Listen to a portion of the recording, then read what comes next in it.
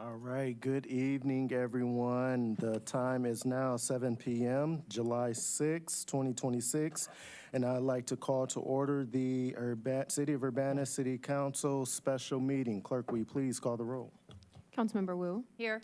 Councilmember Evans. Here. Councilmember Hersey. Here. Councilmember Jones. Here. Councilmember Cockrell. Here. Councilmember Wilkin. Councilmember Wilkin. Councilmember Quisenberry. Here. Mayor Williams. Here. Thank you. All right, thank you. We can proceed. Next is the approval of minutes, which there are none, so we will move on to additions to the agenda, which there are no additions. I cancel that. Yes, Darcy. There are no additions, but Councilmember Wilkin indicated she is on the call, but evidently we did not hear her in chamber, so I don't know if that is something that UPTV can assist with. Thank you. Thank you, Grace. Bear with us. Next, we will have presentations and public input. If there are any members of the public wishing to speak, please come to the microphone, state your name, residence. You have 3 minutes to speak. Thank you. My name's Chris Birdie. I live on Nevada Street in Urbana. I would like to address my opposition to Mr. Burke, if you can, make sure the mic is on first off, and then if it is, just speak close. Is it on now? There you go. Yep, come close like you're going to sing us a duet. There you go. Okay, thank you. You can all hear. Very good. I would like to address my opposition to the proposed multi-unit apartment complex on West Main Street in Urbana. It is currently zoned as R2, and the proposed apartment building developer wants it changed to R5. I believe changing this would set a very bad precedent. Additionally, there are many other locations near or the downtown Urbana vicinity that are zoned for R5. If the developer truly has a commitment to the community and its welfare, it would consider these locations for the proposed multi-unit complex. I recently found out that the architect was also on the Urbana planning board. I find this a conflict of interest that the architect for this multi-complex development is also on the planning board. It seems unfair to break this code for someone on this commission. Lastly, in recent city council meetings I've attended, it has been suggested that building this multi-unit complex would somehow address the affordable housing needs in this community by simply creating more housing and thus lowering rents. I firmly believe this is a false argument of trickle-down affordable housing. This argument does not work in a college town like this, maybe in a city like Seattle, but not here. If you or the developer really care about affordable housing, you build affordable housing, not luxury apartment buildings. Thank you.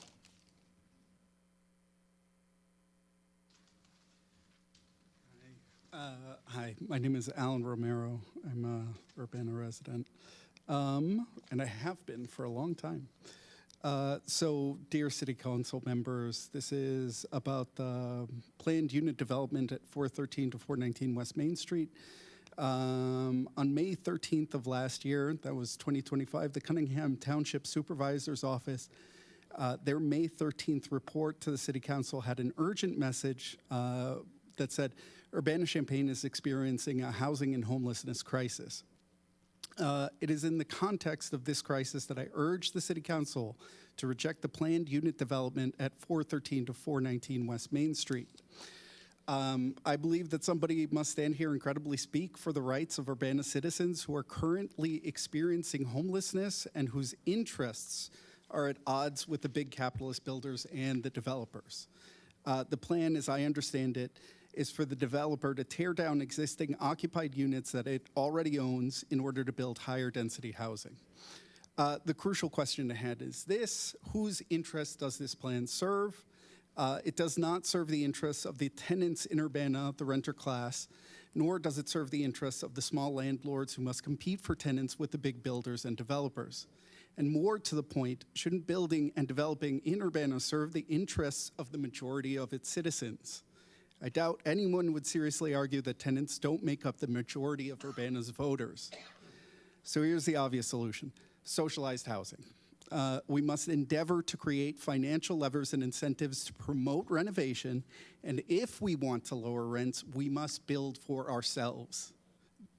Since space is so limited in Urbana, I recommend that the Plan Commission reject the proposal and begin to explore seriously the creation of decent, affordable, secure, and appropriate publicly owned housing. Thank you.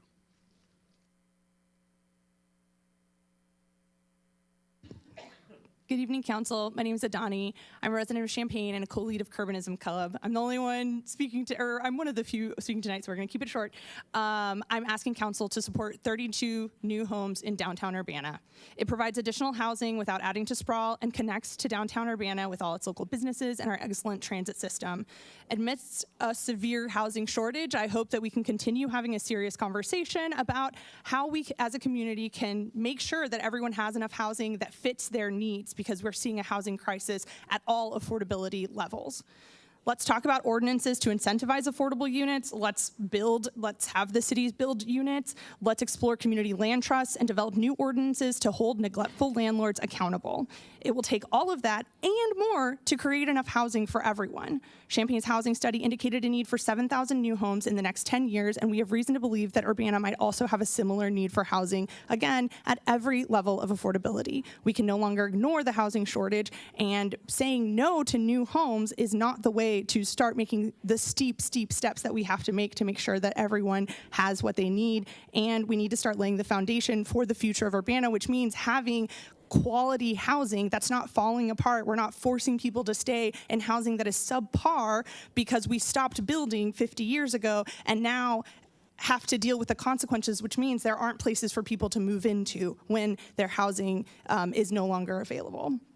These 32 units will not solve all of our housing issues, but it provides 32 more homes that didn't exist before. And the proposal is just one piece of what should be a multifaceted approach to make sure that everyone has the housing that they need at a quality level and not forcing people to stay in subpar housing that does not meet their needs when they wish they could be somewhere else, move to a different place, wish they could access the transit that we have in our community. So I hope that you will vote yes on this proposal. Thank you.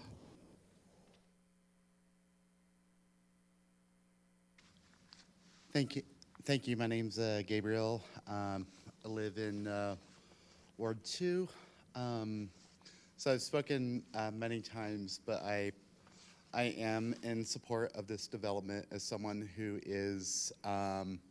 was experiencing homelessness. I've since been able to fortunate to find a home, even in West Urbana. It's been truly a blessing. We're in an emergency situation where it's not just the poor and the disabled that are needing housing. I've had friends who are they're undergraduates who are literally on the phone in tears because they could not find housing in this community. They can't like move to like Rantoul or St. Joe or the other like affordable places because a lot of these undergrads don't have their own vehicles. And you know, public transportation is a lot more limited once you get out into some of these more affordable rural communities. When I'm hearing about like, oh, this is trickle down, I'm pleading, and I understand I'm talking to an all Democratic board, but I'm asking for, you know, this is a bipartisan thing. We can talk all we want. We can point the fingers, you know, who's responsible for this housing crisis. There is a fire. As someone who's formerly homeless, I don't care about the arguments about the needs or everything. I'm just saying, do it. We need housing, not just affordable housing. And so, can we stop trying to divide this community? Our community, we are a college town. Urbana is right next to a major Big Ten university. So yeah, students need to be included in this discussion. And it can't just be a tiny elect few who are retired and are, no offense, but are totally oblivious to the economic realities that people who are not retired and do not have like a steady income are facing. So let's stop the arguing and start the building. I think your average person is sick of this fighting. We've been talking about this since May. It is July. Let's do something. Thank you.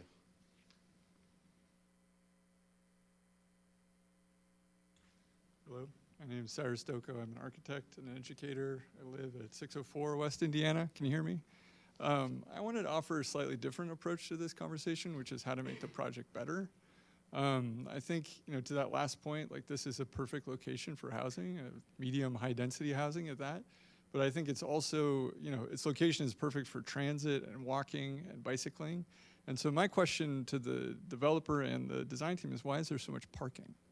I don't see why there needs to be 27 units of parking on a site that's so close to downtown.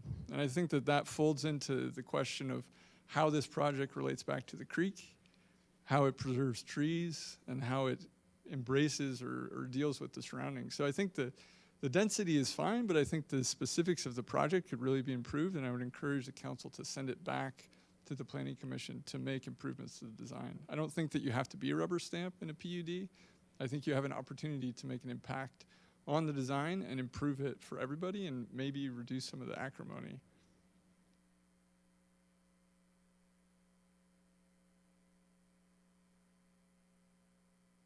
Hello, I'm Mark Nilges. I live on 503 West Main Street.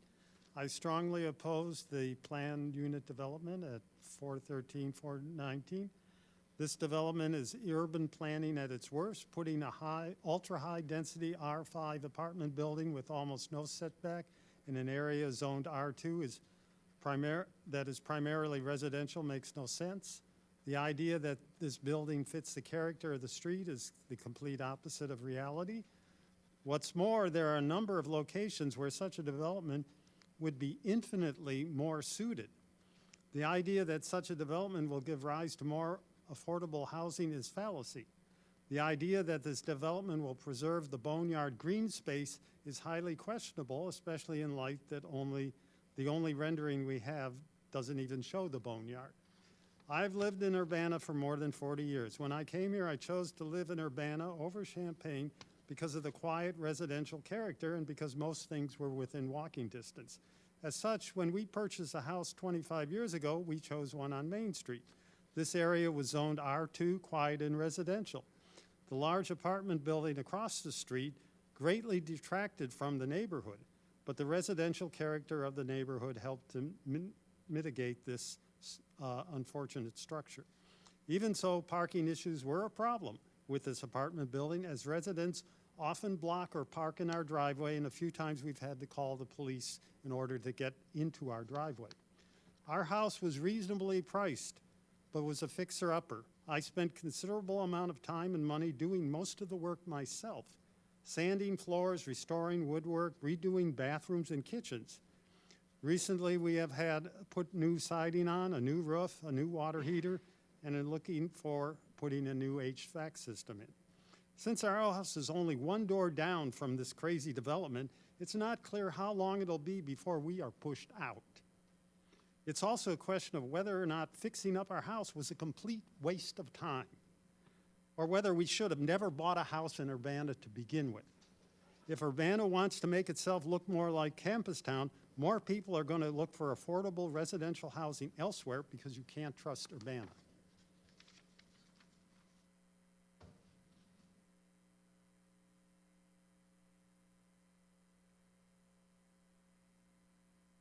I'm Elizabeth Nickel.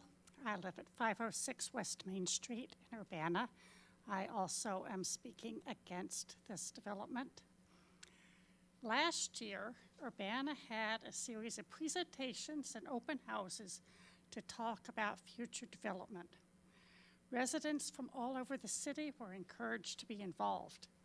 Our mayor came, city planners came, representatives from city council came, and I thank all of you who did.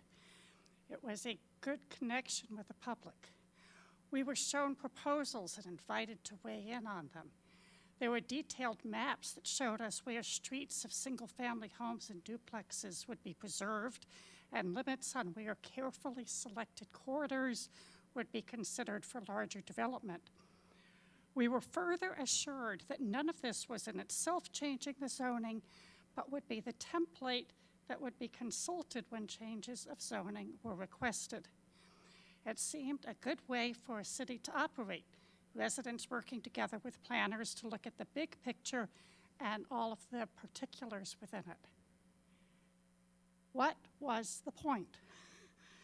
Now we've got a request for a huge zoning change that is not in accord with the comprehensive plan, and we're back to having to argue about individual parcels willy-nilly. I thank my neighbors who have done the research that they have presented to you that answer these questions about the affordable housing and whether this would be helping that situation. And I know that you all have seen that information.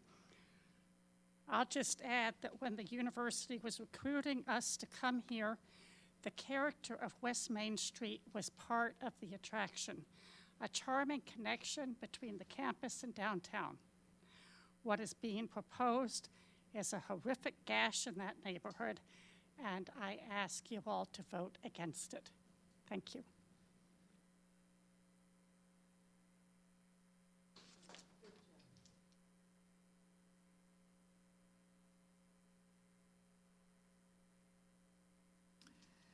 Well, hello, Council.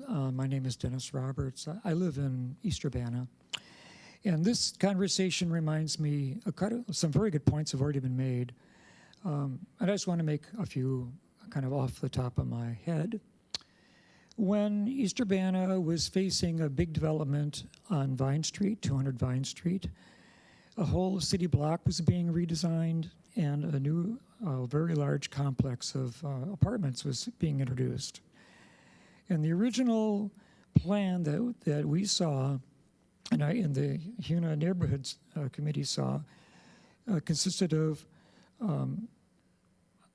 3 and 4 story buildings with rather shoddy kind of construction, something that you would see put up, it was appropriate for Campus Town.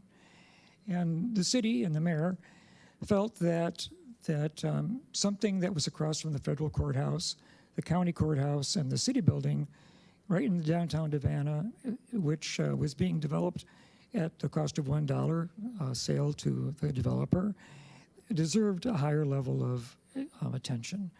And so really the developer, Green Street Realty Development, went back to the drawing boards and they came back with a new plan, which we see today built.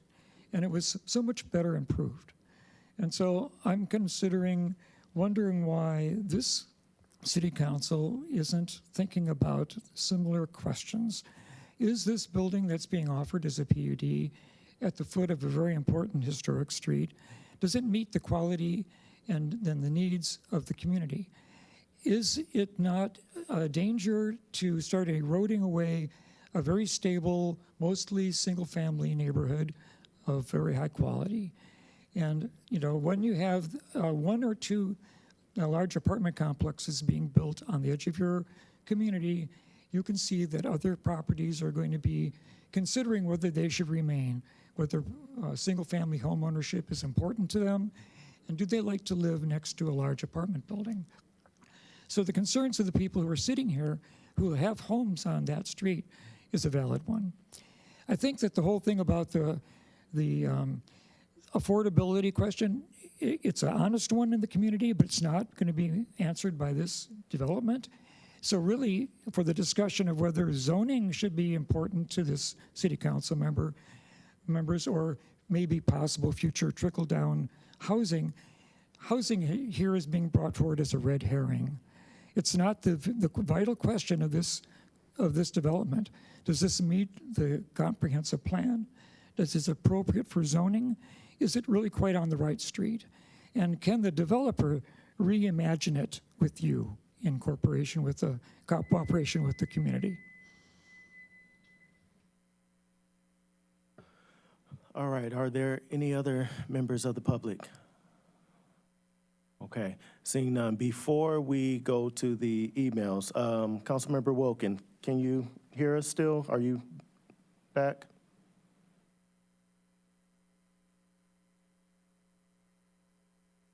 All right, we'll keep working on that. We have a few emails. I will start to the right of me. Mary Alice?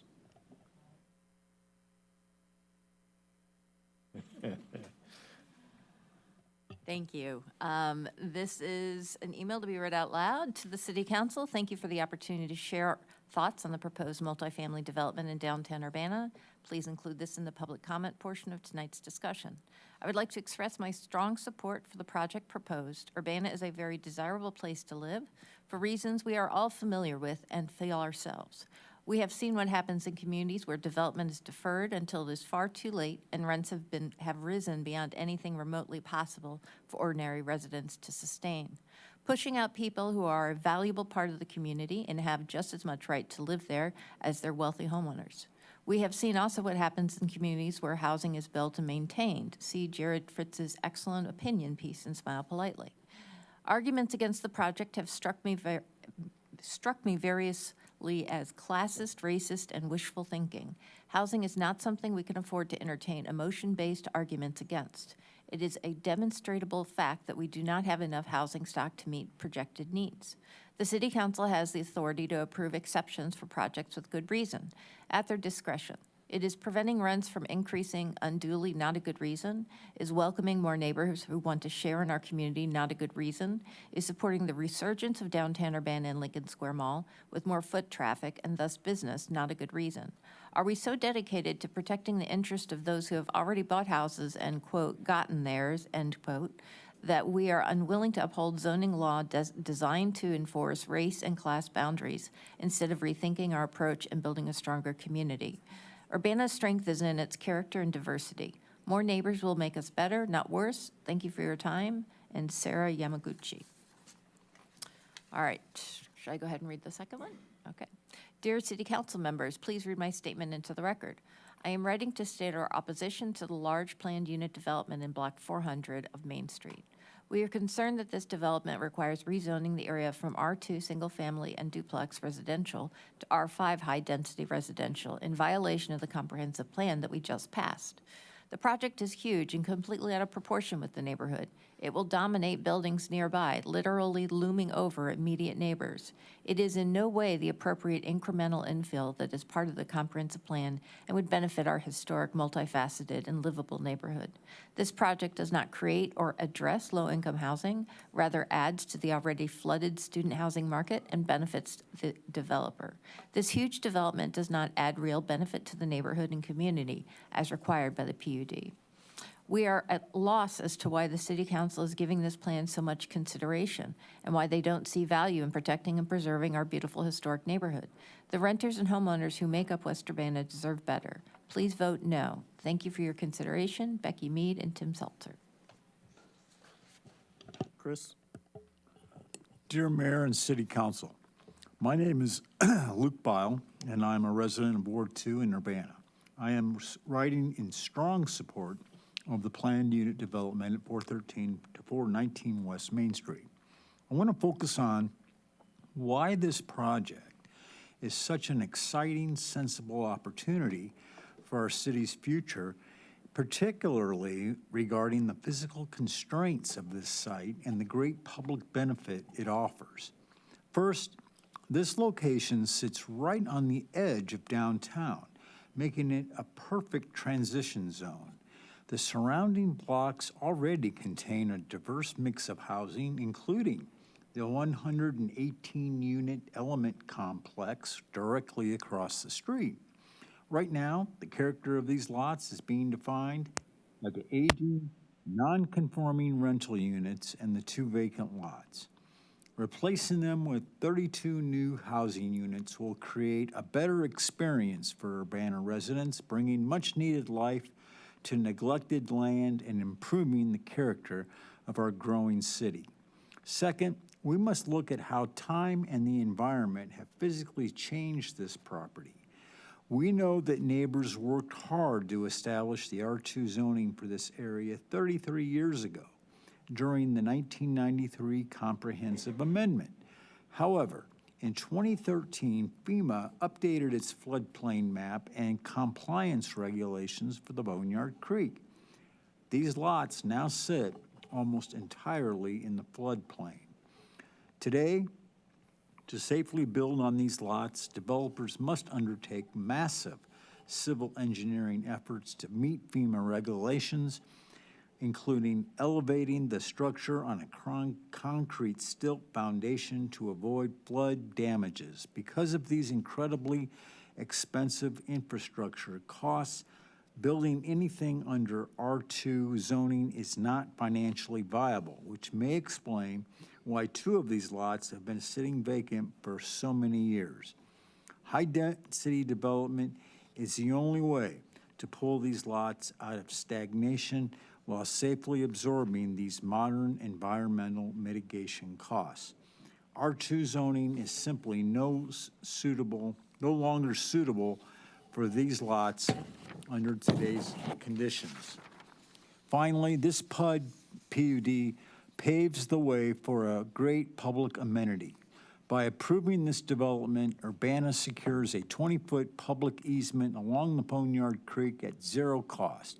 If we miss this chance, this land remains locked in private hands and could otherwise cost the city hundreds of, and I'll put the rest in the record.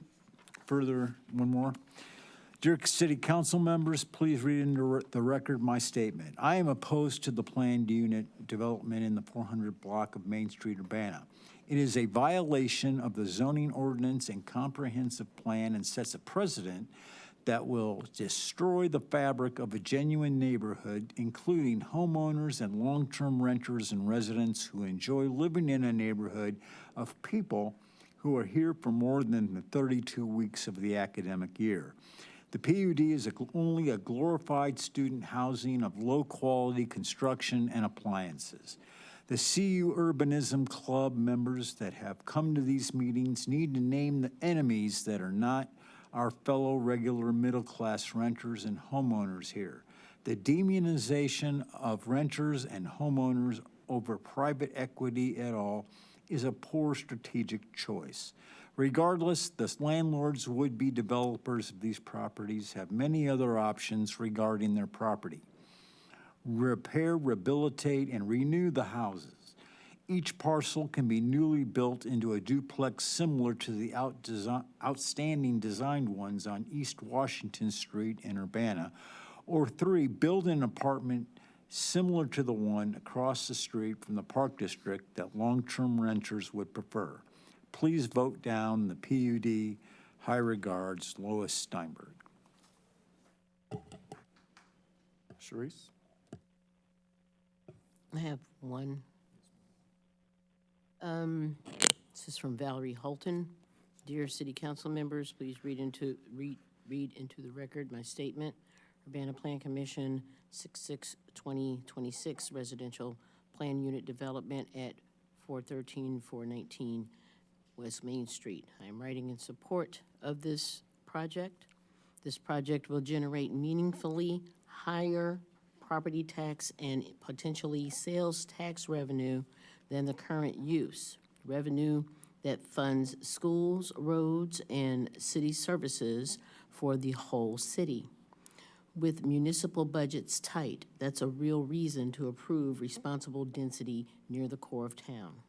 More broadly, a lot of cities say they want more affordable housing while their own approval processes make it harder to build any housing at all.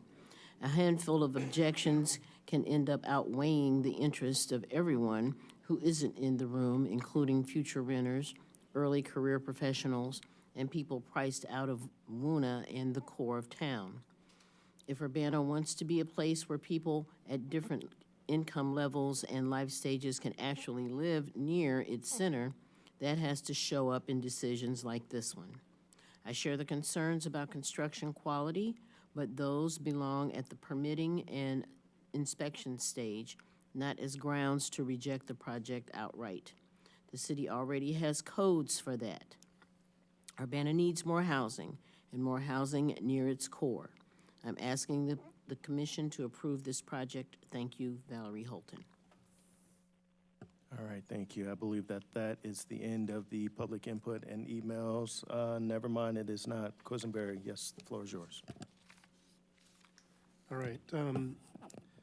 Dear Mr. Mayor, council members, city administrator, city clerk, and beloved attendees, we humbly submit our letter to you for background on who we are and what we hope to accomplish concerning the planned unit development, along with the timeline that has brought us to this point. We appreciate your time and willingness to give your best concentrated effort to gain understanding of our intent and bring another housing option to downtown Urbana. Thank you. We volunteer annually at Kids Camp in Georgia every July. Unfortunately, we will be away for the next council meeting on the 6th. We will be back on the 13th and hope to see you all then. Respectfully, the Brashear family. Who we are. Derek, a resident of CU since 1990. Melissa, a lifelong resident of Champaign-Urbana. I love this town. We have seen growth and potential that this area provides, and we continue to appreciate the close-knit community of Urbana. Its supporters encourage the best the city has to offer to both its neighbors and its visitors from other nations. Real estate broker since 1993 in CU and graduate of the U of I in urban and regional planning. Caleb, student, lover of all things sports, acting, and real estate. Why invest in this area? I'm a second-generation developer. My dad, Carl Hill, spent most of his time developing 365 lots for families in southeast Urbana, finishing Myra Ridge and then South Ridge subdivisions located off Philo Road in Urbana. He dedicated South Ridge Park to the city of Urbana, and Brashear Park was developed for the residents in Brashear Commons HOA. This includes over 4,000 feet of bike trails. He also worked with a volunteer group as a volunteer construction coordinator to build Prairie Play at Meadowbrook Park in 1995, the wooden structure that lasted 25 years. They are great amenities. After decades of watching Carl and my mother, Jane Hill, help families find housing, I developed a love for helping others through housing myself. I went on to become a city planner by education from the University of Illinois.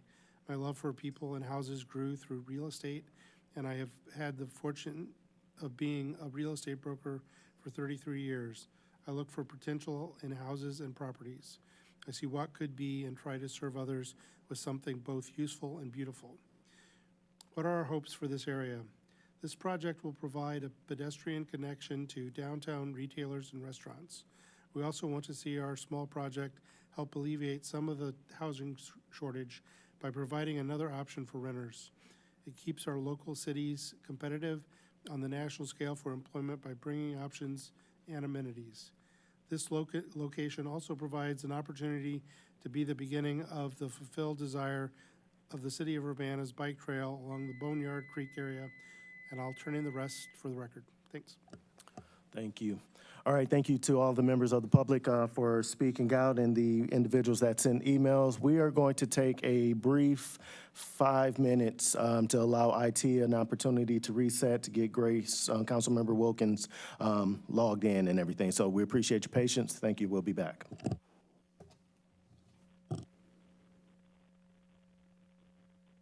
Let's put our mics up too. Hello, testing.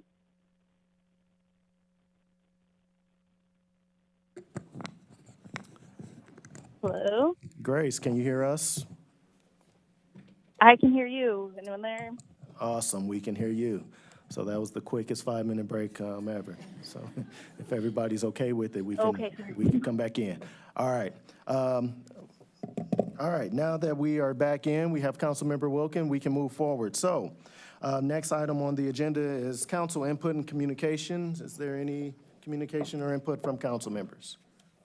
Seeing none, we will move on to unfinished business. An ordinance number 2026-05-013, an ordinance approving a preliminary and final development plan for a planned unit development at 413 through 419 West Main Street, plan case number 2519 PUD-25. Is there a motion? A second? Second. What's the motion and who made the motion? That's what I asked for, a motion. I know, Sharice says seconded. I need a motion to approve. Correct, but no one has made the motion. I'm asking for one. That's what I'm asking for.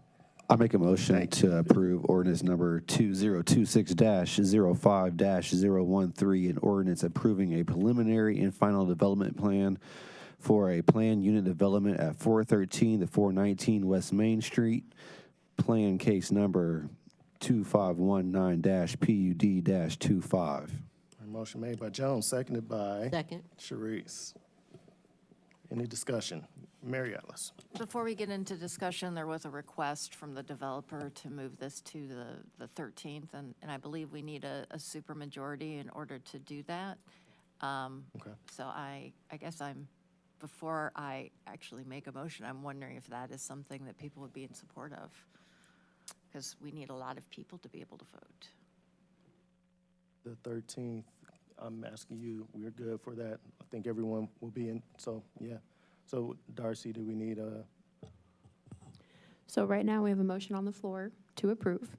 Verdell and Sharice, if you are willing to friendly amend it to be a motion to defer to the 13th, we can do that. Otherwise, we have to make a brand-new motion and change it. So if we could just friendly amend, it's the cleanest. I'd like to make a friendly amendment to move this ordinance to the city council meeting on July 13th. And I'll second that. motion made by Jones, seconded by Sharice. Discussion? Clerk, will you call the roll? Councilmember Wu? Yes. Councilmember Evans? Yes. Councilmember Hersey? Yes. Councilmember Jones? Yes. Councilmember Cockrell? Yes. Councilmember Wilkin? Yes. Councilmember Quisenberry? Yes. Thank you. All right, thank you. That passes. That will be moved to July 13th. We will continue at that time. All right, next item on the agenda is reports of standing committees, which there are none. Next item after that is reports of special committees, which there are any.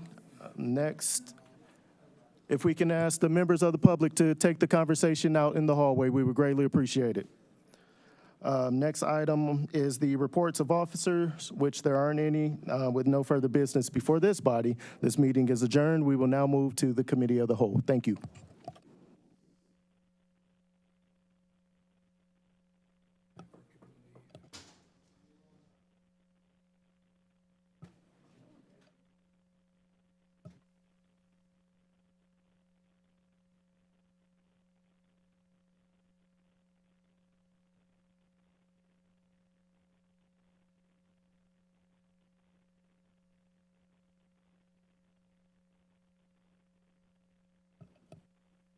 Just waiting for the door to get closed there.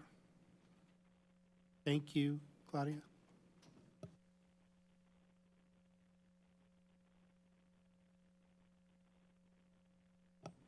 All right, I'm going to call to order the City of Urbana City Council Committee of the Whole meeting.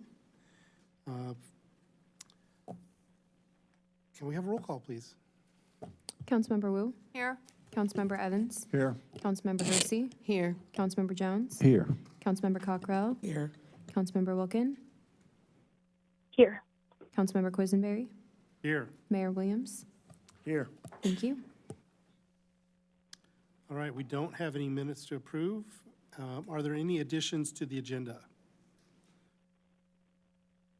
Seeing none, we are now open again for presentations and public input. If there's anybody who would like to address the city council, please approach the mic and speak.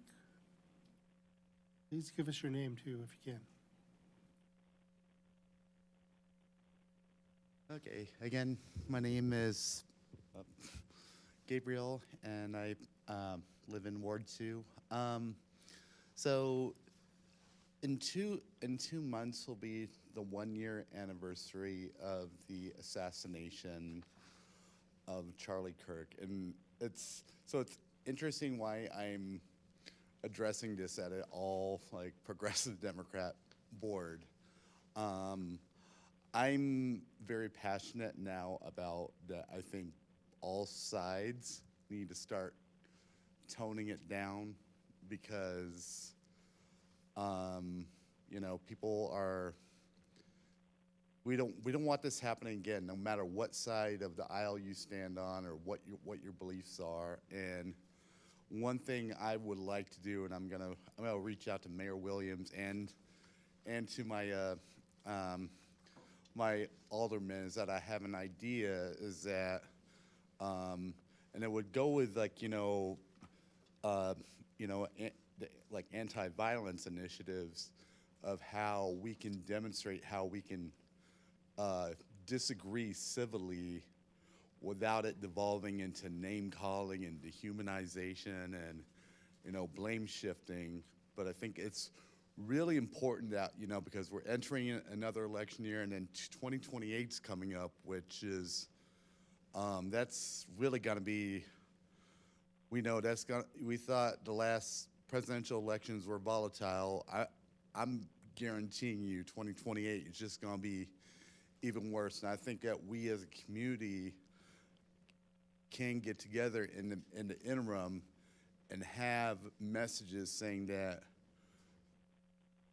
even though we disagree, we might vote differently, we are still neighbors, we're still community members, and we need to treat each other like that. So Mayor Williams, I really want to, I saw this recently, and I know it's probably like old news, but I saw your response to, there was like a staff member that said something very inappropriate and hurtful, and I'm glad that the way that you responded. But I think that we as a community can do more, where we can demonstrate, not to say, okay, well, the other side needs to tone down the rhetoric, but I think if we do like a constructive, we can like integrate that into like anti-violence initiatives, that can really do like a huge positive impact. So thank you. All right, would anybody else like to address council? Do we have any email for the committee of the whole? All right, we're going to move on to staff reports. Staff, any reports? No report. All right. Now we move on to new business. First up, we have ordinance number 2026-07-019, an ordinance amending the Urbana zoning ordinance, amend Article 2 and Article 8 of the Urbana zoning ordinance to bring requirements for parking into compliance with the People Over Parking Act, Plan Case number 2525-T-26. Yes, thank you very much. This is ordinance number 2026-07-019, a proposed text amendment for the People Over Parking legislation that went through the Plan Commission as Plan Case 2525-T-26. Just as kind of a primer on the history of the act, People Over Parking entered the General Assembly as Senate Bill 2111, which is how it showed up in the news a lot, kind of as it was being discussed. It was passed by both houses on October 31st and then signed into law on December 16th of last year. It went into effect June 1st of this year. So kind of as we go through it, the goal of this proposed amendment is to bring the zoning ordinance in compliance with the legislation that is already in effect. Most of the meat of the legislation is summed up in this section, which is section 510. Except as otherwise provided in section 5-15, a unit of local government may not impose or enforce any minimum automobile parking requirements on a development project if the project is located within 1/2 mile of a public transportation hub or 1/8 mile of a public transportation corridor. In the legislation, a public transportation corridor is defined as a street on which one or more bus routes have a combined frequency of bus service of 15 minutes or less during the morning and afternoon peaks. And a public transportation hub is defined as the intersection of two or more bus routes with a combined frequency of 15 minutes or less during the morning and afternoon peak commute periods. So I think for anyone with familiarity with the Urbana's our transit access, there's a lot of areas that kind of meet these requirements. One thing that I did want to draw attention to, it also says like minimum parking should not be imposed within a distance of a development project. A development project does not include a project where any portion is designated for use as a hotel, motel, or bed and breakfast. Something I wanted to point out because it was a little bit hidden in the definition section. But this is the map of the areas that would be affected by this legislation. So I think just to restate anything in layman's terms, if any of the purple lots are being developed, usually there are minimum parking requirements that are required as part of the site review process. Under this legislation, minimum parking requirements cannot be enforced. So the table can still be offered as a suggestion, but no one can be required to build vehicle parking in those spaces. So the kind of magenta lines are the transit corridors, and the red dots are hubs. So kind of up on North Lincoln at the intersection of Lincoln and Fairview, that's where the Illini route and the Gray route intersect. So that constitutes a hub under the definition of the legislation. We also have Lincoln Square, the Illini Union, Green and Goodwin, PAR. We have Florida in race and Pennsylvania in race, where the red, bronze, and teal intersect in different permutations. And then Florida and Philo, where the green and the red route intersect. That does include a big chunk of the urban core. There's a little bit of an exception. This kind of bigger blank spot is Victory Park. So at near Main and Cottage Grove, if that just helps with orientation at all. So much of this area doesn't fall within that requirement. But clearly it does affect a large part of the community. So for the proposed amendment, we did propose adding two of the key definitions from the legislation to the definitions of the zoning ordinance. So that's the public transportation corridor and the public transportation hub. Those definitions were taken directly from the legislation just to ensure compliance.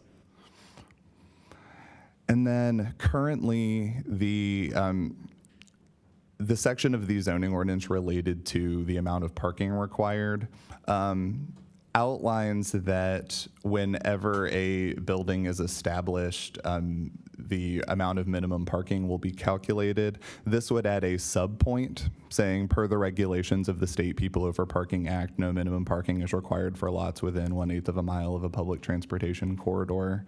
Repeating that definition, and additionally, no parking shall be required within 1/2 of a mile of a public transportation hub.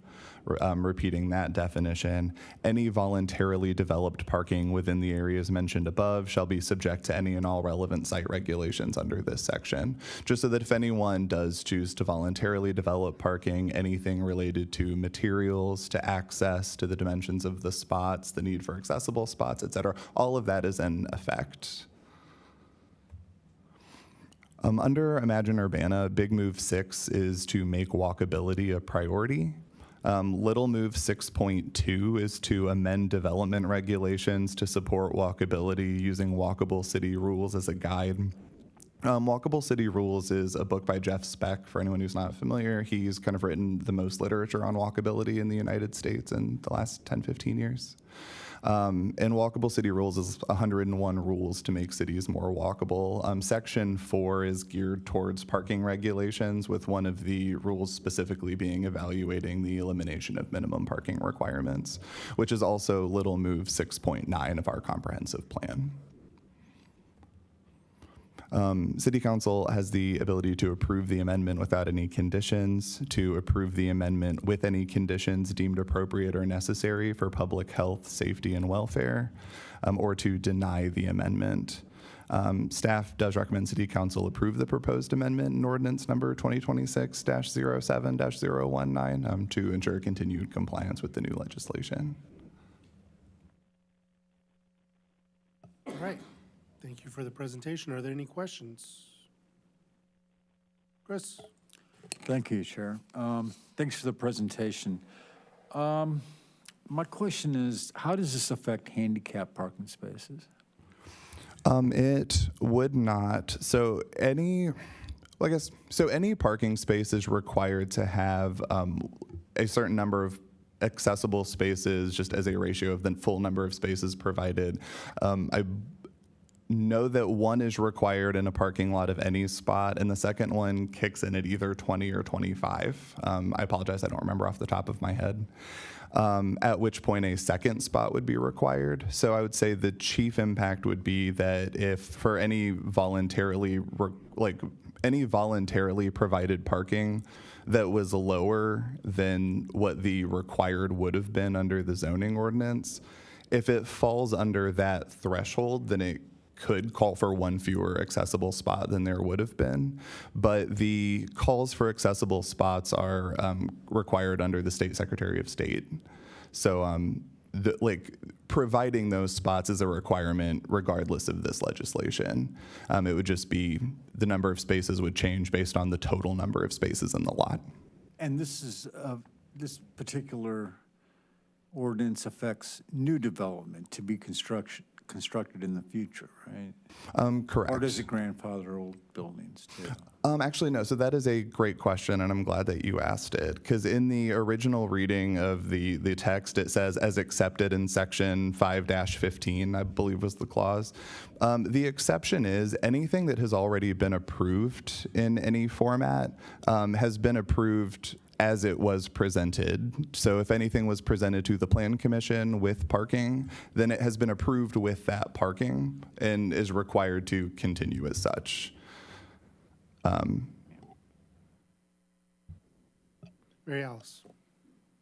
Thank you. I had a question. I'm just going to expand a little bit on what Chris said. So I understand that if there is parking, there's a proportion that has to be handicapped. But since the state law is now saying that we cannot enforce any parking, right? That's what this law says, that we can enforce within the transportation hubs in the 1/8 and then the half mile. For automotive parking, bicycle parking is still required under the ordinance as written. So automotive, so if a developer decides that they're not going to have any parking within these areas, which is most of Urbana, they don't have to provide handicap.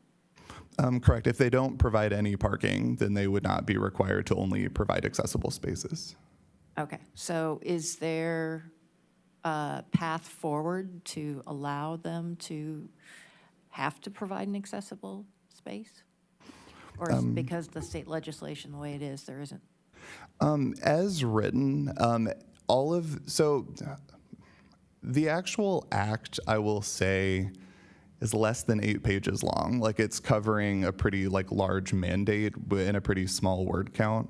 Most of the other sections are related to things like bicycle parking and what requirements can be imposed on voluntarily developed parking, mostly as it applies to things like vehicle share that just weren't relevant here.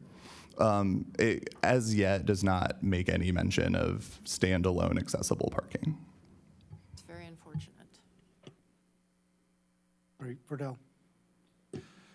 So you answered the question. If there, because one of my questions was, what would the new minimum be? But it could be 0, right? So I don't know. I think people still have cars. So do you think that will increase the street parking? Honestly, so the law went into effect June 1st. We've had about a month of fielding some questions. By and large, most people who we've interacted with have still expressed an interest in developing some parking. Like, they worry for their people's ability to access them if they don't provide any. Sure. They have used it as an opportunity to provide less than might have otherwise been required. Gotcha. And so it said June 1st, so that means that, that's not really accounting for all the students coming back, which will put a bigger burden on the street parking. And my worry with this is that it would actually put more of a strain on our traffic flow if more streets are congested. Do you not agree with that? It is a good question. Can you explain a little more? So if there's more cars on the road, maybe more cars parked on the streets, some of our streets are pretty narrow, big buses coming through. I think that'd be a kind of a recipe for disaster as far as mobility for some people to walk, people to park, accidents perhaps, people rushing to get to class, getting to work. Those are just kind of all those things that I'm worried about. Do you foresee that being an issue, or do you not know yet? It is trickier to say. The three largest factors that I think are relevant is that for most of the campus area and the B4 district, which comprises most of downtown, parking is already not required. So we do have a little bit of a test case there. Two, if the goal of the legislation is to incentivize non-automotive trips, then that would theoretically either lead to less vehicle traffic because people know they're not going to be able to park when they go somewhere and will plan ahead, or it could lead to the increased street parking, as you've said. I think there's a third option. I think it could cause them to not want to move here too, which is my worry. Just because we're, and the reason why I'm saying this, I'm not trying to be an a-hole, but we're talking about this whole PUD. Main Street residents don't want their area being congested, completely understandable. And I think that this could set a dangerous precedent moving forward to where people won't build parking and they say, oh, park on the street. And I just don't think the city of Urbana has the infrastructure yet to provide for that. But thank you. Therese. Thank you, Verdell, for bringing that up, because I was wondering kind of the same thing, and having been born and raised here in Urbana, and having been a student that rode my bike to University of Illinois for a while, and into Parkland, I don't worry so much as Verdell might regarding parking on the street. That is a problem. What I do worry about is bike traffic for those who drive and those who bike. A few years ago, we used to have a public person that came here always about the bike issues. You remember, Mary Alice? And so what I noticed, and what I have noticed, is that students don't care that a car is coming down the street and can't stop at the drop of a dime. And what worries me is that if there's nowhere to park, kind of like what Verdell said, people trying to hurry up and get to where they want, whether they're walking, biking, or driving. We have to consider, I know we have to do this because it's legislated. That I know we do not have a choice regarding. However, I think that moving forward, when we're talking about new developments, new buildings, whatever, as a city, I think we have to require some minimum parking, as Mary Alice said, because of the simple fact that we have to consider the disabled. We have to consider the people that are walking or biking. We have to consider how our traffic, because folks aren't going to stop driving just because there's been this legislation passed, and folks aren't going to stop needing parking spots. So I think moving forward, when we're thinking about development and other things, we do need to consider setting a minimum of parking spots for citizens, for drivers, for the public.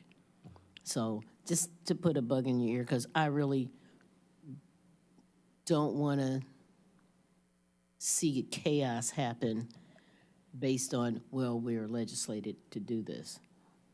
Okay, so I just want to make that something that needs to be, I think, considered. No, absolutely. And I would say that myself, Olivia, and the planning team will be sure to monitor, especially how this is playing out across the state. Like, I think a lot of the concerns that have been brought up aren't necessarily unique to here, though certainly our transit access, I believe, does mean that the actual legislation affects us in a unique way compared to other cities in Illinois. But we'll definitely be keeping an eye out for what that toolbook looks like as it develops.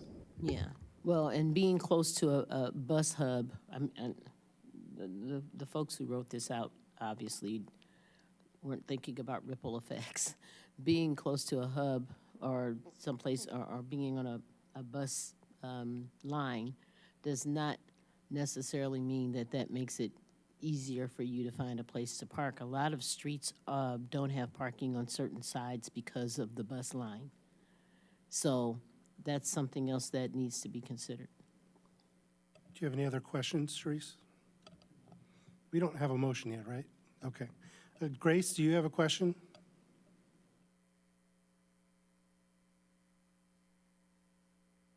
Grace, are you there? All right, and since we can't hear Grace, I don't know if she's disconnected or the system has dropped off again. I do have a question. I did want to ask, I take it from the look of the map that you shared that neither the red nor the bronze or the brown routes on the MTD have the frequency that would cause it to fall under a corridor definition? Because that area down to like Myra Ridge, the red goes down there. It's just not running frequently enough to be. Correct. I think a great example of that is, I mentioned that Victory Park is here. Cottage Grove and Green is where the red kind of turns and goes south on Cottage Grove, like deeper into South Urbana. The red on its own runs every 30 minutes and therefore would not be considered a corridor. Now, where the green and the red intersect at Florida and Philo, they do intersect for a combined frequency of 15 minutes or better. And then where the red and the bronze intersect at Pennsylvania and Race is similarly, the combined frequency meets the threshold. But on their own, yes, they do not. Okay, and then my other question is, I don't see any reason why this wouldn't pass, but if this were not to pass, I would assume that any developer who wants to not do parking and we required parking would, because of our ordinance, would say that's against state law and sue us and say we can't do it. Is that correct? It would be a good question because it would be like against the zoning ordinance to develop it without the required parking. The zoning ordinance would be in conflict with the state law. And I Typically lose in those battles. I would imagine. Okay, thank you. Yes, Mary Alice. I'll make a motion. Thank you. You're welcome. I'm very reticent to make this motion, but as James said, we don't really have a choice. I'll move approval of ordinance number 2026-07019, an ordinance amending the Urbana zoning ordinance, amend Article 2 and Article 8 of the Urbana zoning ordinance to bring requirements for parking into compliance with the People Over Parking Act, plain case number 2025 T26, on to City Council on the consent agenda. Thank you. Do I have a second? I second. Thank you, Stephanie, for the second. All right, now we're open for discussion. I'm going to ask Grace if she has any discussion or if we missed a question she wanted to ask. And hope she's there. She indicated she was still on the call. She can hear us, but we can't hear her. Okay, she can hear us, so we're going to go ahead with discussion, and I won't call a vote until we do what we need to do to get her back online. Mary Alice, you had your hand up? I did have For my discussion. hand up. So a couple of thoughts. The first one is it's very disappointing that this law is impacting so much of Urbana. For those who don't know, West Urbana has a parking permit area, and it was because of the issues with so many people at the university wanting to park in the neighborhood so that they can walk in. It costs residents, I think, $160 now to be able to park in front of their house, which is crazy, but that's what happens when you don't have enough parking. Right, you all of a sudden start putting restrictions on who's allowed to park on the street.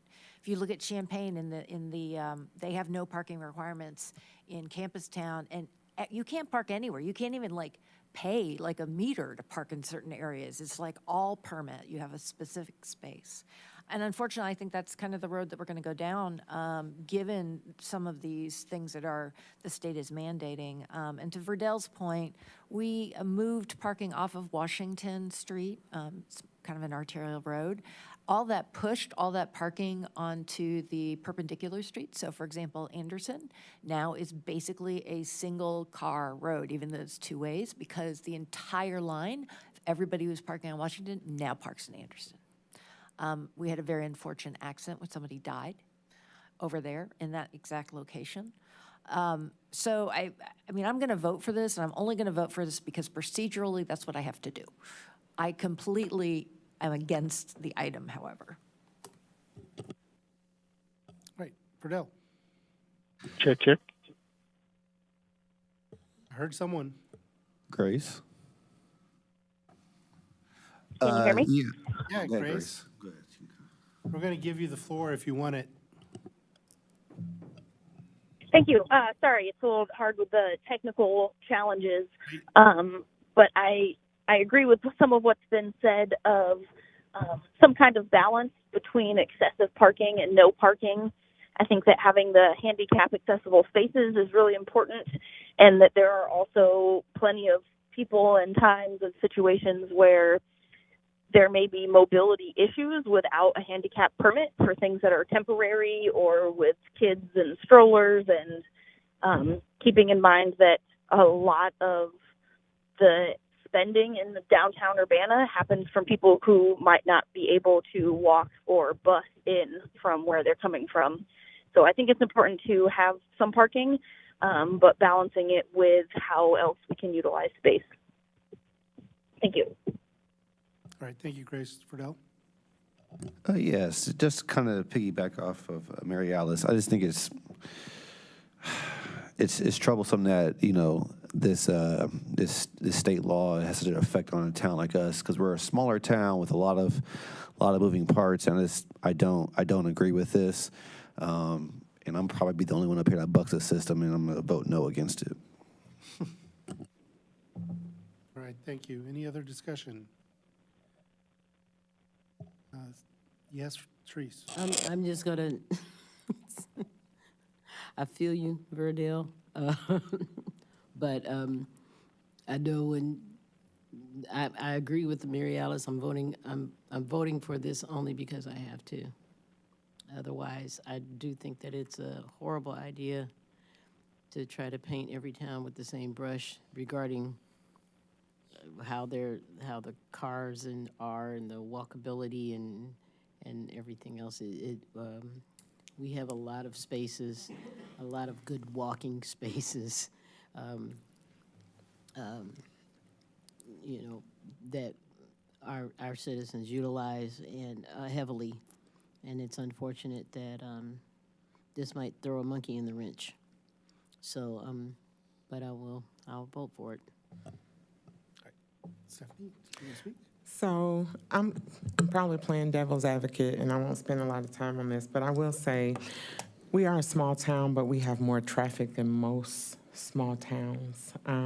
We're a university town, and so the traffic we get in this community is massive compared to other communities that I've lived in with less citizens that actually live in the community. So when I think about that, I like sometimes it gives me a Chicago feel when I'm on campus and I'm like, whoa, you know? And so it makes me think of places like when I'm in Chicago and people start asking to put up there, I can see people starting to ask to build parking garages that go straight up, because of the limited parking on the street. So thinking about stuff like that in a town like this, of course, as we said, it is not something we can control. So, but I also have to say, with a town like we have and the traffic we have in Urbana, and it's massive. And so I understand why a small town like ours would end up with something like this. Just saying, I do want to know, does the language of this ordinance make it clear to residents, developers, and staff what is required by state law and what we still have, what we still have control of?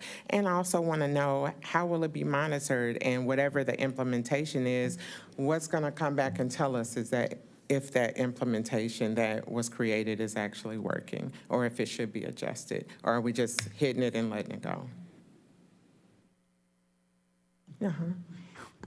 No, absolutely. So there were a few pieces there. Do you mind repeating? Because I said a whole lot, didn't I? I do that.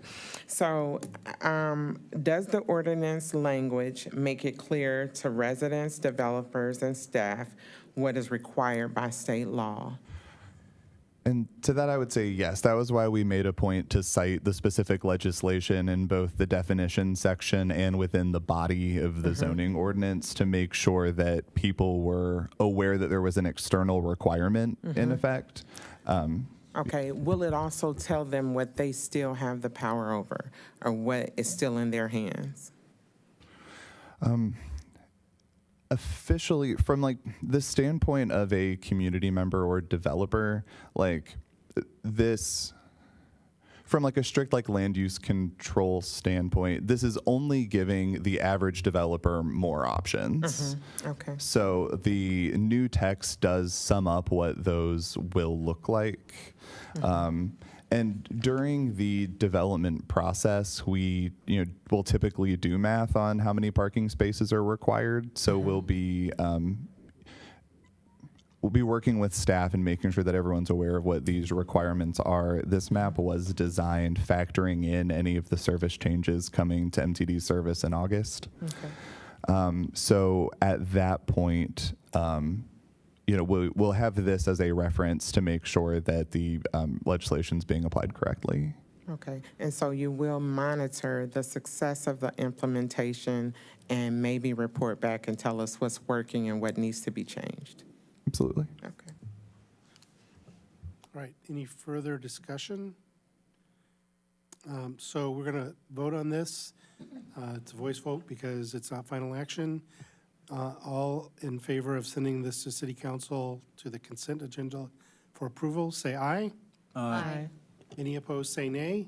Nay. That passes. Now we're going to move on to the next item. Ordinance number 2026-07-020, an ordinance amending the Urbana zoning ordinance, amend Article 2 and Article 8 of the Urbana zoning ordinance to lower minimum parking requirements for commercial workshops. Plan case number 2526-T-26. It's me again. So this is ordinance number 2026-07-020, a proposed text amendments geared towards workshop parking requirements. This one's much narrower in scope than people over parking, but is a little bit more nuanced. So just as a little bit of a primer, for any new development, if a permit's issued, we determine a use from the table of uses in the zoning ordinance. To determine what use it is and what districts that use is permitted in. Once a use has been determined, we will pick the corresponding parking requirement from table 8-7, which is the parking and access section of this ordinance, to calculate the required parking for the development. If there's a use that's not listed in the parking table, the closest use is determined by the zoning administrator. So the table of uses is 6 pages long, but the parking and access table is 2 pages. So in general, there's a lot of aggregation and consolidation into these parking categories. For commercial parking, the requirements are generally geared towards customer-facing businesses. So a restaurant is required to have one space for every 100 square feet of floor area. Most other retails and services have to have one parking space for every 250 to 500 square feet of floor area.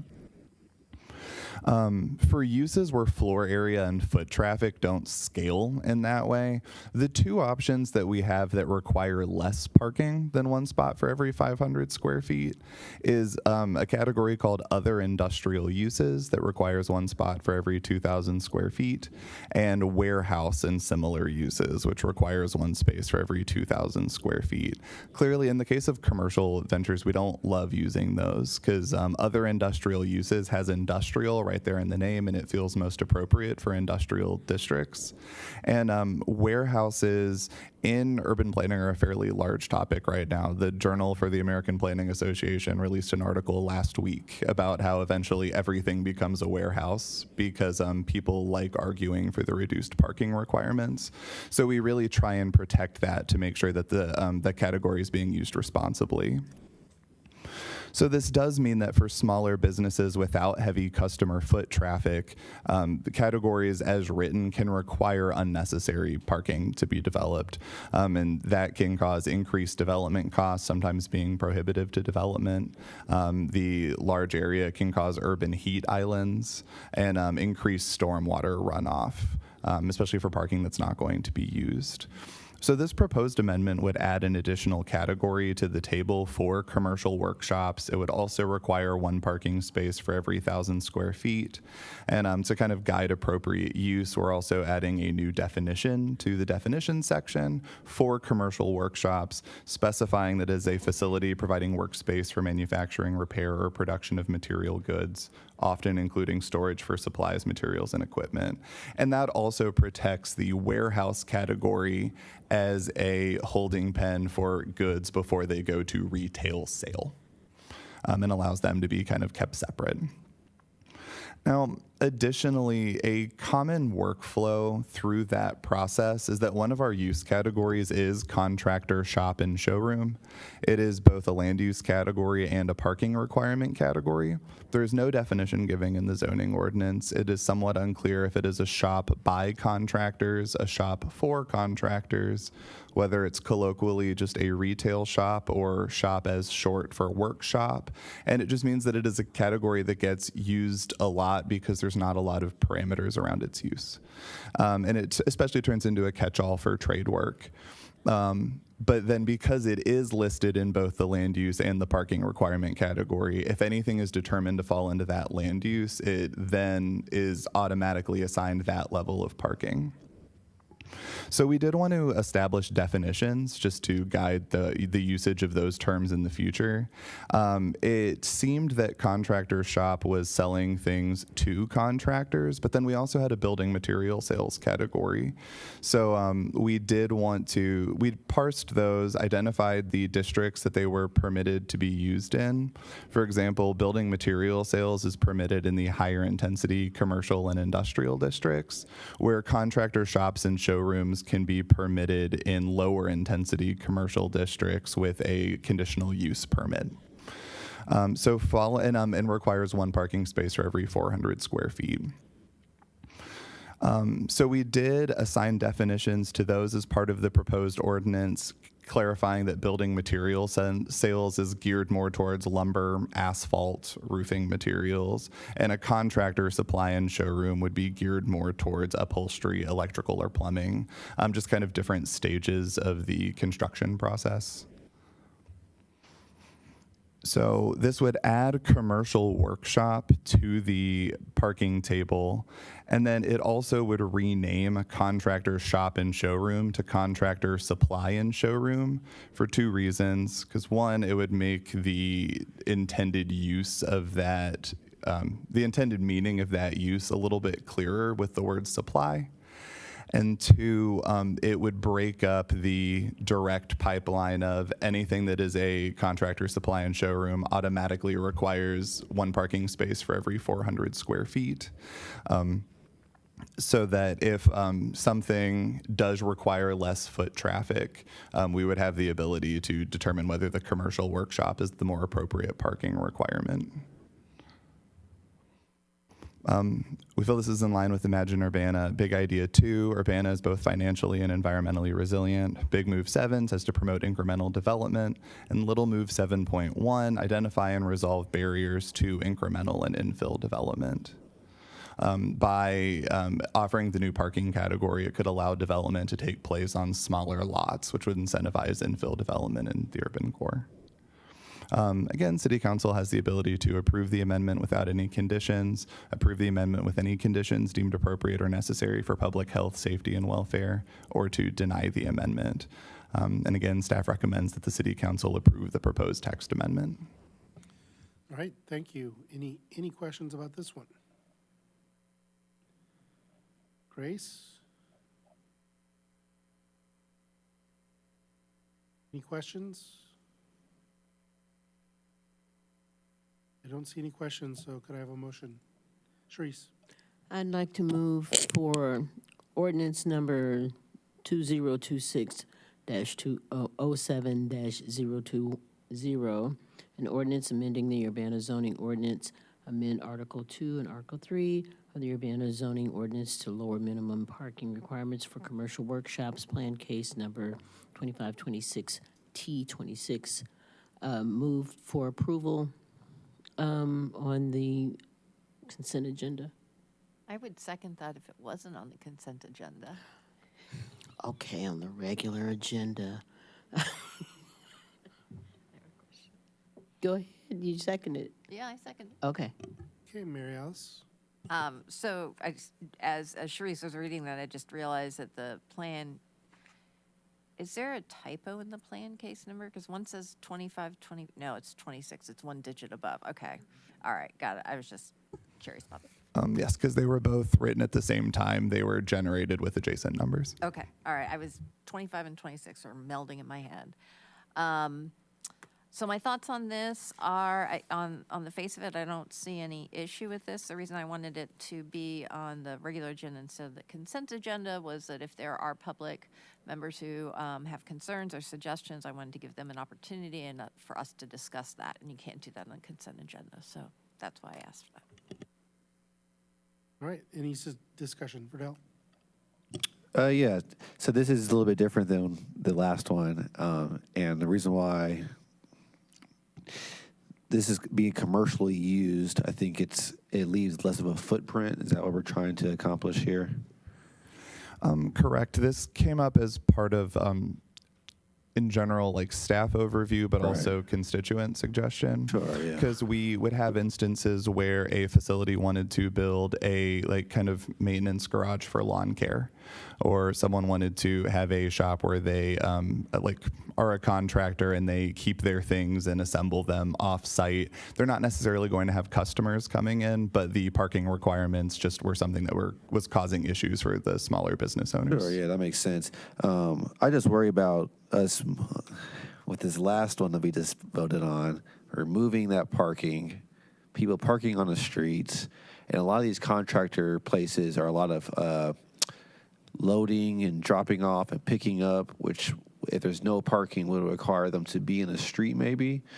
And that's my only concern, is that we're just continuing to add congestion to already congested road.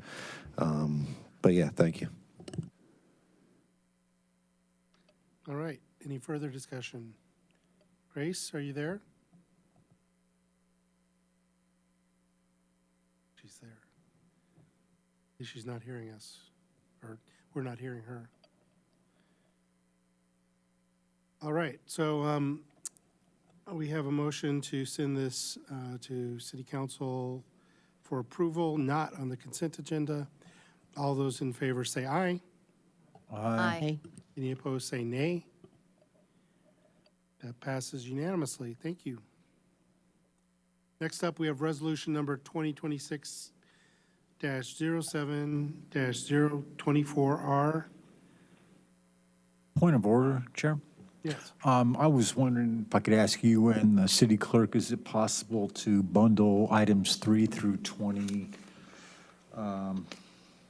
what's the number? Yeah, we can certainly. 21 as one After item. we have the presentation, we We're can certainly. also one early. So resolution number 2026-07-024R isn't one of the grants. It's actually a separate item that probably shouldn't intended to be Okay, I'm bundled sorry. with the grants. The grants start with item 4 through 21. I should have read the description, and that would have been clear. That's all right. So this is a resolution approving an intergovernmental agreement with the Board of Trustees of the University of Illinois concerning certified housing inspections term of 2026 through 2029. And Community Development is making the presentation. Welcome, Olivia. Hello, good evening, everyone. I am presenting on behalf of our building official. This item is introduced from our Building Safety Division.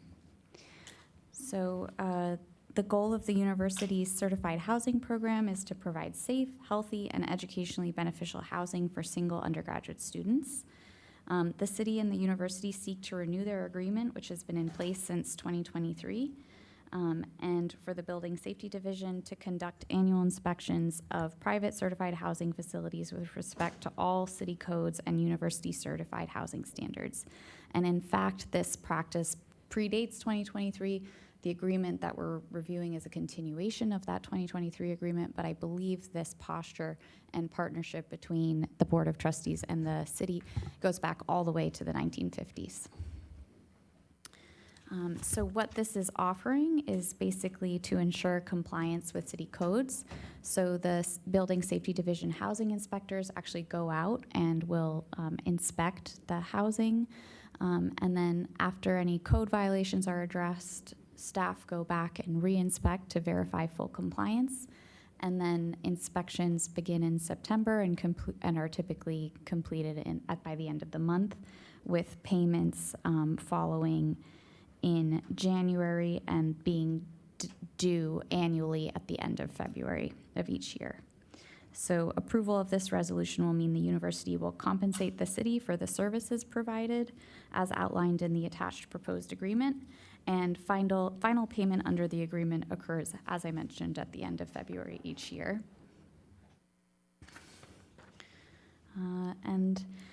Again, this would be a continuation of the intent of the existing 2023 intergovernmental agreement, although the terms were slightly updated to include the new dates, which would run through June 1st or June 30th, July 1st, 2026 to June 30th, 2029, and had updated costs associated with it. And tonight we're asking the council to consider approval of the IGA for a period as described, for a 3-year period. Thank you. All right, thank you. Any questions? Mary Alice. Sorry, I always have questions. Olivia, can you tell me what in 2023 the initial amount was? So I'm just looking to see, because it's 3% increase every year here. Is that the same from 2023 to now? That's a great question. I don't have the previous agreement in front of me, although I do believe it was included as an attachment.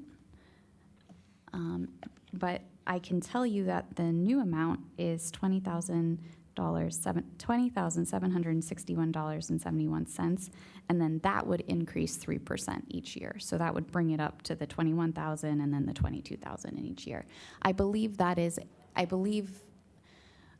I'll follow up with you to confirm, but my understanding is that just take 3% off of 20,761, and that would get you the value that was in this last agreement. So I'm assuming that the University of Illinois will be reimbursing us basically for our time, so this would go to salary, is that right? That's right.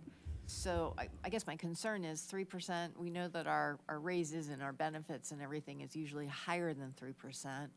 I know it's very difficult to get something through the Board of Trustees, but I wanted to know if there's a conversation around inflation and how much we end up paying our employees.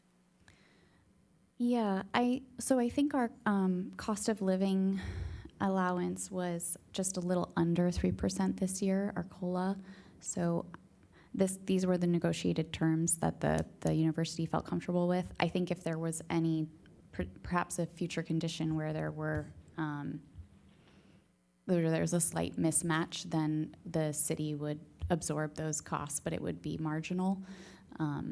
So I'm happy to follow up in terms of the funding amount for the 2025 to 2026 period.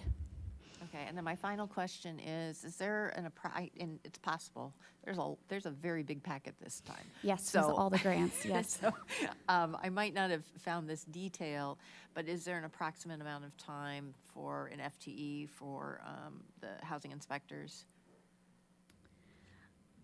Are they spending 10% of their work on this? Are they spending 50, 5?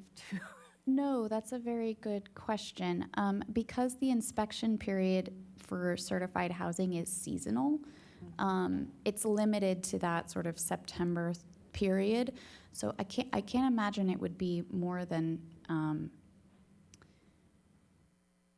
well, it might be a little more than 10% of the overall inspections they do in a year, but I will certainly chat with the building official and get that information to you. I wouldn't be able to speak to that right now. Thank you.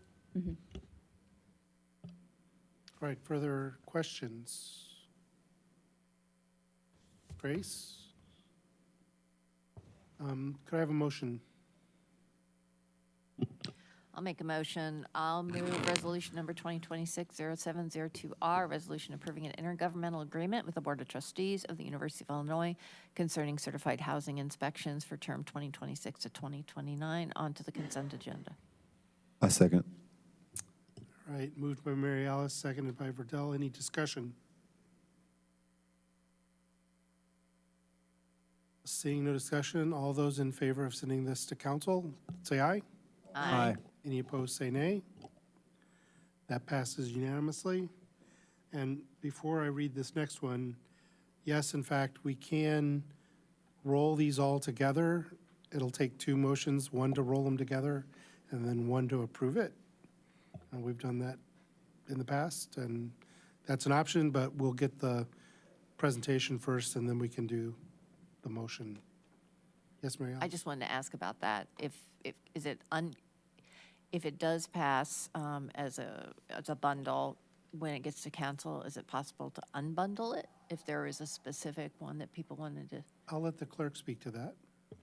Yes, just like how on the consent agenda, any one member may pull an item out of an omnibus or out of a bundle, and I presume that this was going to be omnibus to the consent agenda, as has been the past precedent, but that is up to the motioner. But yes, any one member at any time may pull a item out. Thank you. It would be best, though, I guess, if anybody has a concern that they want to defer to the council meeting to discuss, that we do that, we figure that out before we roll them together and leave it out now.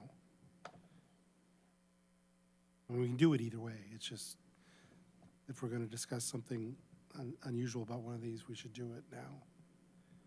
Seeing nobody saying that, we'll Well, go I mean, ahead. I can, but I'd rather hear the presentation, ask questions. Okay. So we're going to start off with resolution number 2026-07-025R, a resolution approving and authorizing an execution of a sub-recipient agreement for community services grant agreement, Urbana-Champaign Independent Media Center, for the Urbana-Champaign Independent Media Center Summer Youth. All right. Good evening, everyone. My name is Chris Coulter. I am the grants manager for Community Services Development Department. I got that mixed up. I'm here today to present the recommendations for the 2026-2027 Community Services Grant. So this funding opportunity is for private, nonprofit, and public entities that provide community service-based programs and resources to low-income individuals in the city of Urbana. The grant round, or the grant timeframe, runs from July 1st through June 30th of each year. For this particular year, 26-27, we had or have $628,131.14 available.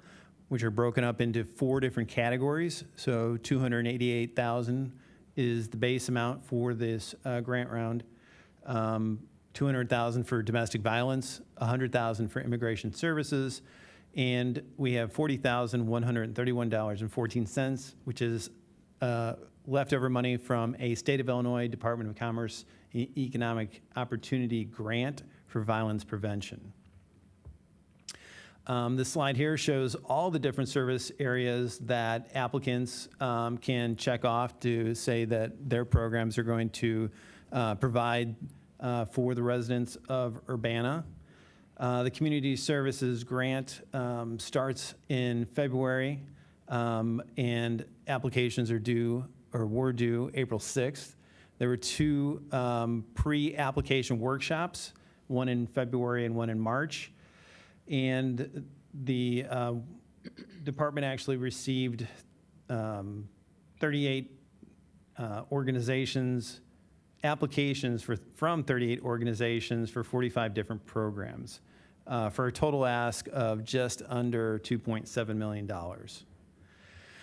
So $628,000 is approximately 23% of the $2.7 million. So our review committee had a pretty big ask in front of them. They all received the grant applications through our Neighborly software. They had to review those. There's a scoring rubric, which is attachment 2 in your packet, that they utilized to determine the ranking for each of the applications. Per the policies and procedures handbook for 2627, the higher the score doesn't necessarily guarantee funding for an applicant. That's where the reviewers utilize their background, the rubric, their experience, and then in late May, the committee got together and discussed and made their recommendations. So that recommendation is that they are, saying that they would like to provide funding for 15 organizations to operate 18 programs, and the entire $628,131.14 is recommended to be awarded. The last slides that I have break up the different applicants that are being recommended by the category. So the general category is anything that didn't fall in domestic violence, immigration services, or violence prevention. So we've got the Urbana-Champaign Independent Media Center, Sola Gracia Farm, the Land Connection, Habitat for Humanity, PACE, Champaign County Healthcare Consumers, Don Moyer Boys and Girls Club, Urbana School District, Crisis Nursery, and Eastern Illinois Food Bank. In violence prevention, we had Angels Youth Center and the Center for Youth and Family Solutions. For domestic violence, we have RACES and Courage Connection.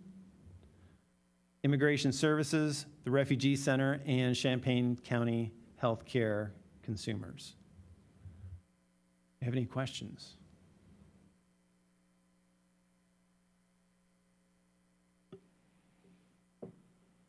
Mary Alice. Thank you, and thank you again for putting something together so last minute today. I had asked if we could have more information in terms of how much they originally requested and approximately how many people they plan to assist with the funds. So it looks like there's 3 groups that didn't give us any numbers. That would be the IMC, Land Connection, Neighborhood Food Bucks, and the Center for Youth and Family Solutions.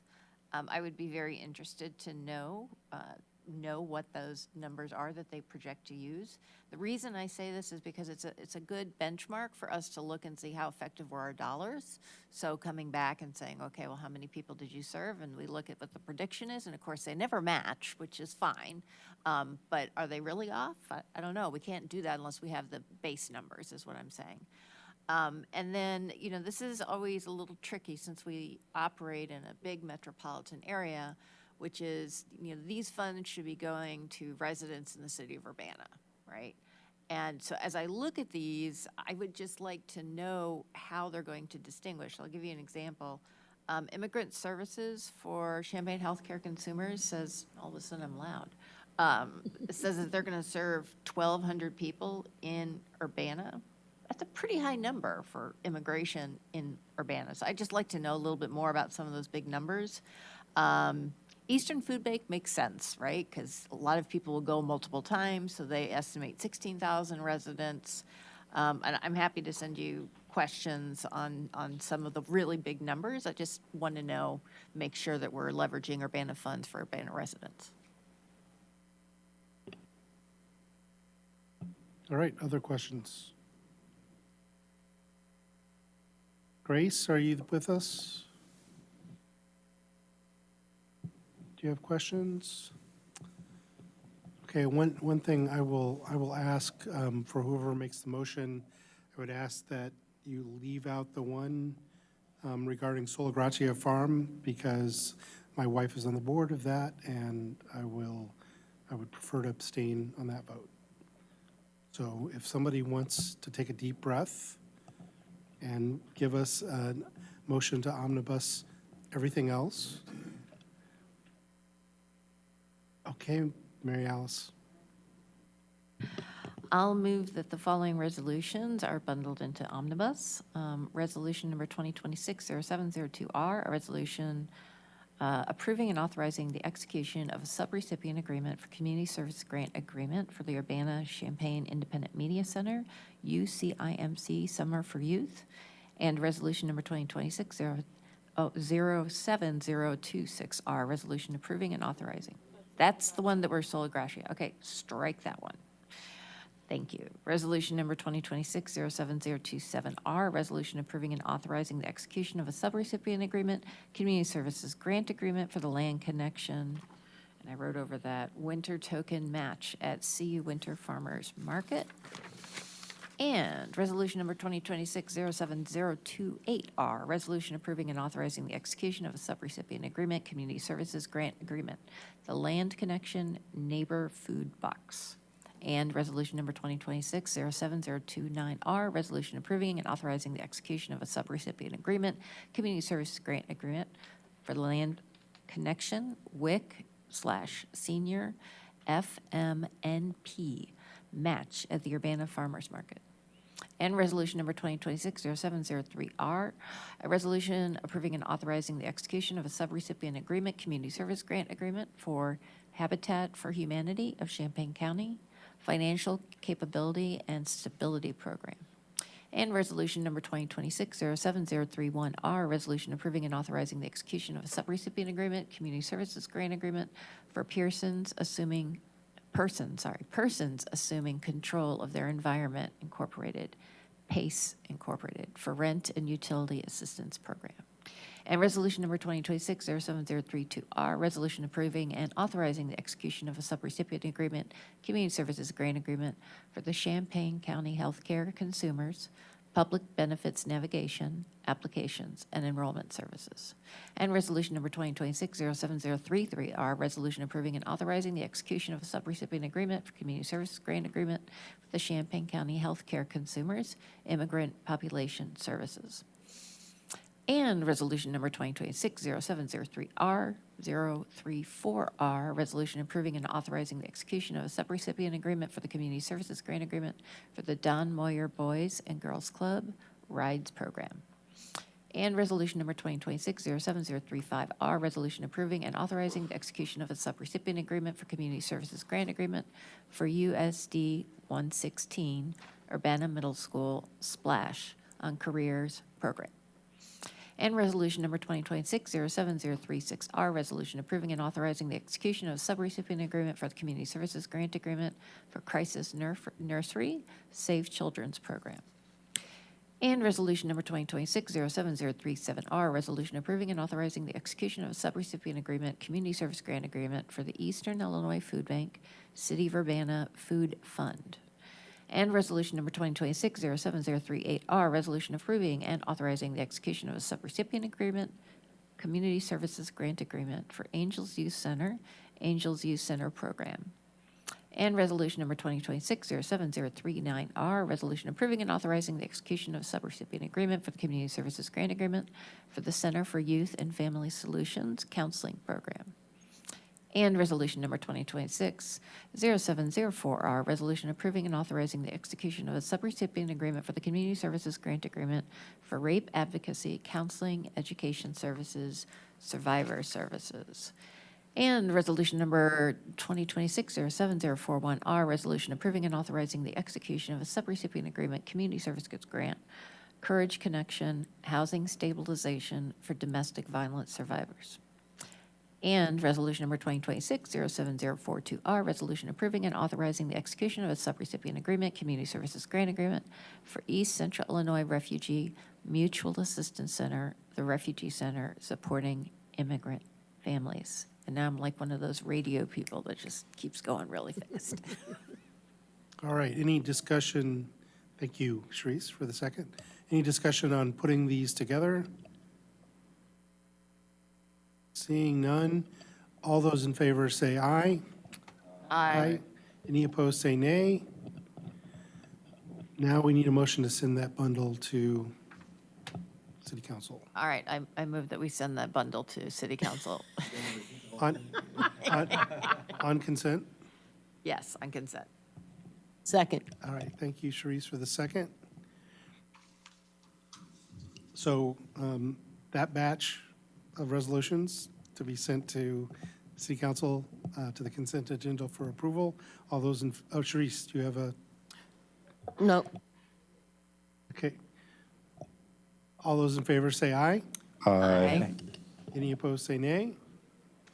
That passes unanimously. Now we have one more we have to go back and do. All right, I've got it all down Sharice, here. are Oh, you gonna- Sharice is going to do it. I'm going to do it from memory. I move for resolution number 2026-07-0626R, a resolution approving and authorizing the execution of a sub-recipient agreement, Community Services Grant Agreement, Sola Gracia Farm, Free Friday Market, and Gardner Outreach and Education be sent to regular agenda for approval to City Council. Second. Seconded by Verdell. Any discussion? I will just note that I will abstain on this one because my wife is on the board and I would have a conflict of interest. With no further discussion, all those in favor say aye. Aye. Aye. Any opposed say nay. Any abstentions? Aye. That passes. All right. Thank you very much. That is all of our new business items. We have one item under discussion, which is the surveillance ordinance. I don't know if we are prepared to act on that tonight. It doesn't look like it. Nobody's standing up to move that any further forward. So now we're at council input and communications. Mary Alice. I'm sorry. Sorry about that. I just, a couple of things. Today we had several people come up and talk about the housing, and I know that this is on the next agenda, but I did want to say that I appreciate the idea of including more students. Students are a large portion of our community. I think they need a voice on our commissions. I do know that we have, I believe, on the Bicycle Pedestrian Committee, I believe we have a youth on there. But certainly having students having a say in the community that they're spending so much of their time in would be fabulous. The second thing I'd like to say, and granted this is just the experience that I've had in regards to students, the issue for students is not that they can't find housing, it's that they can't find housing that they can afford. So people who are living in older houses that have been divvied up, those are way cheaper than going and getting the new construction. The new construction, I think the cheapest new construction you can get is $750 a bedroom. There are usually 3 to 4 bedrooms. So they're pulling in $3,000 to $4,000 just for that one apartment. So I did want to make it clear that I completely acknowledge that there are students in our community who have difficulties finding housing within their price range. But I also think that brand-new buildings is one of the reasons why they can't find housing. So that's it. All right, thank you. Riddell. Yeah, just want to say, hope everyone had a great holiday weekend. I want to give a shout out to our mayor. Seems like every time I log into Facebook, he's somewhere new doing something else. So I appreciate leading us from the front. And I look forward to continue to move this thing forward. I think we have a lot of promise here, and we have a great board. I want to welcome Stephanie to her first meeting. Congratulations, and we're super excited to work with you. All right, Therese. I kind of want to combine two things and welcome Stephanie. Also, wanted to make sure you got your first second in. I felt so excited when I first did mine. I was like, oh, wow, second. Okay, so anyway, I think that approving the PUD, like you said, we just don't have enough housing, but something that we are capable of doing, and this is something that Dennis did not talk about, is we can negotiate with the developer, and we can talk about different things that we want as a city also, or maybe even in the pricing of how it may get set up. And I'm going to be doing some research on a couple of things myself that I think that I don't think it's not just about affordability as much as it is about scarceness of housing, period. I feel that we have to, and to grow as a city, we have to be able to provide and house a workforce. We cannot invite industry in to come here, and we need jobs here. You know, we can't invite an industry if we don't have a place to house the people who are going to be doing work or who are going to be doing anything. Everybody can't work for the university in craft in Carl. But anyway, this is a situation that we really need to work on and develop and have a plan for. So I just wanted to say that much. Thank you, Sharice. Mary Alice, can you take the chair? Sure, I'll take the chair, and the chair recognizes James. All right, thank you. Also, I want to welcome Stephanie. Thank you for being here. Thank you for serving. It can be long nights, but it's rewarding work. I also want to thank Mayor Williams, leading again. I was happy to be invited to take a tour of 6 buildings on Silver by Mayor DeShawn, and there we have a contractor there that is renovating 96 units in some of the buildings that have been part of the issue in that area. And so I hope DeShawn can tell us a little bit more about that, but I appreciate the work that's gone into that, and it's really exciting.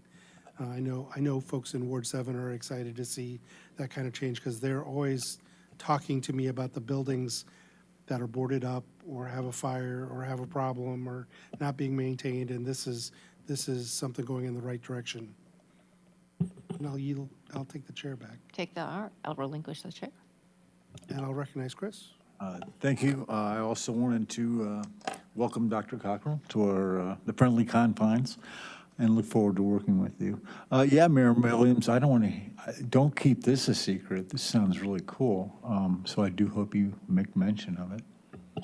Yeah, no, first off, thank you all. Welcome, Dr. Stephanie, and congratulations on your first second. Right. No, we're excited. The Silver Street LLC is the company in itself. They are excited. They will get some information out to the public within the next 2 to 3 weeks. They're expecting to start having conversations with both our township and some other organizations to fill some of those properties, those spaces. As Quisenberry said, it's 96 units, 6 buildings right there on Silver off of Philo. So, as I continue to say, this is one small step, but a major part in the redevelopment of that area. Their focus is affordability, and while at the same time being able to take pride in where you live, in your space. So the beauty in all of this is they are not on the East Coast or West Coast. They are very close to us here, out of between Peoria and Indianapolis area. So that's encouraging in itself. They are looking to bring all local property managers, and we're breathing life back into that space. So, as they continue to develop and remodel all of those units, they will absolutely be in front of the public to get those filled. So we're excited. It's been a lot of hard work, but here we are. So thank you. All right, thank you. All right, Stephanie. I want to say thank you all for your warm welcomes. I really appreciate how you all have been welcoming me. I just want to say I've heard the concern this evening about our community and the things about how people feel about their neighborhood, and I want to make sure that it's said that those concerns are real, and I don't want to take them lightly. We also have to be very intentional about understanding the housing crisis in Urbana. We need more housing, and we need more affordable housing. I work with families on a regular that are homeless. Affordable housing, workforce housing, student housing, and housing near transit, jobs, services, and downtown. One project will not solve the crisis, but continuing to say no to housing definitely won't help us move forward. The question is not if every part of this project is perfect. The question is whether this project helps move us to a future where more people can live here, participate here, live here, and help strengthen our community. Our community is not just strengthened by one group of people, it's strengthened by everyone as a whole. They all play a very integral role in Urbana and keeping this community alive. So we have to make room for responsible development and not turn down things. And that's my one woman's opinion. And I just wanted to say that after hearing tonight, the housing crisis is real. I work with families living in cars right now in 100-degree weather. So that is very important to me. And hearing things like, I don't want anyone to think their home is a waste of time. Your home is not a waste of time. It's a welcoming of people that are not like you, and I want that to be important. And that residential areas should be residential areas regardless of who those residents are, right? So that's all. Thank you. Thank you. Any other comments? Grace, are you there? Last chance. Nope, I don't think we can hear you. With that, I believe we have come to the end of our agenda, and so we are adjourned.